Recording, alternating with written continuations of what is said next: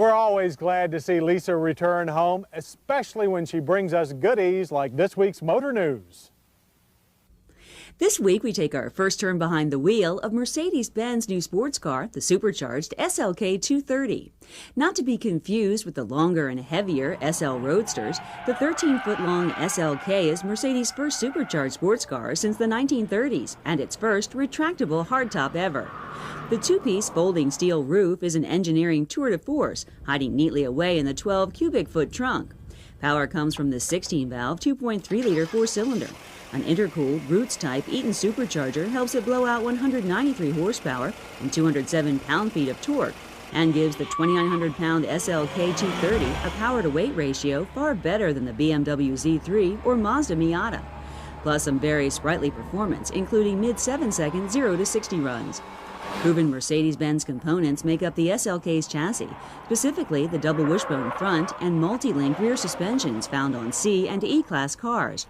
The only transmission in U.S.-bound SLKs is a 5-speed automatic that adapts to individual driving styles and situations.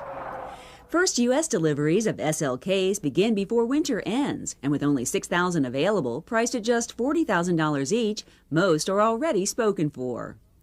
Also in this week's news is something that most of us who drive are painfully aware of: traffic. The American Automobile Association has identified the 10 worst highway bottlenecks in the U.S., saying that motorists are battling the bottleneck blues. The worst 10, stretching from Boston to Los Angeles, were picked based on the number of motorists affected and the length of daily delays.